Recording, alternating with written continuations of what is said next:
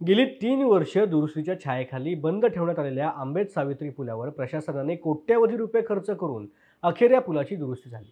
मात्र पूल सुरू होताच अवघ्या महिन्याभरातच या पुलाच्या सुरक्षेचा प्रश्न पुन्हा एकदा ऐरणीवर आलाय।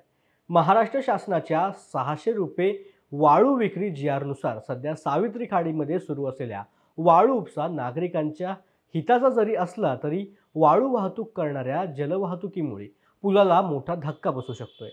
सावित्रीच्या पुलाखालून ड्रेजरद्वारे हजारो ब्रास उत्खनन सध्या सुरू असून या मालाची वाहतूक करणाऱ्या मोठमोठ्या बार्जेस याच पुलाखालून ये जा करतायत। त्यामुळे पुलाच्या दुरुस्ती करण्यात आलेल्या शेजारील पिलर याच्या जवळून अगदी काही अंतरावरून या बार्जेस जात असल्यामुळे पुलाच्या दुरुस्तीला पुन्हा एकदा धक्का लागण्याची दाट शक्यता निर्माण झाली।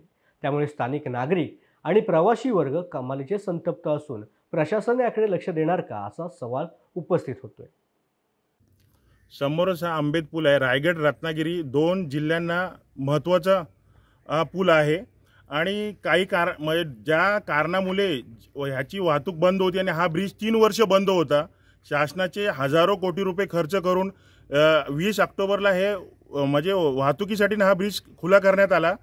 पण ज्या कारणांमुळे हा ब्रिज बंद झाला होता, जलवाहतुकीमुळे जे बाजेस याला धडकायचे ते बाजेस पुन्हा चालू करण्यात आलेले आहेत। काही अधिकाऱ्यांनी व काही पुढारी देखील याच्यामध्ये आहेत।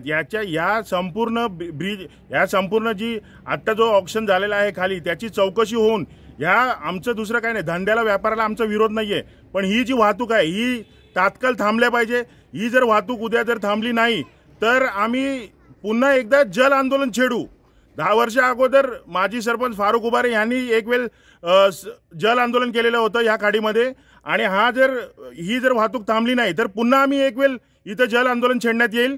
याची दखल घ्यावी शासनाने।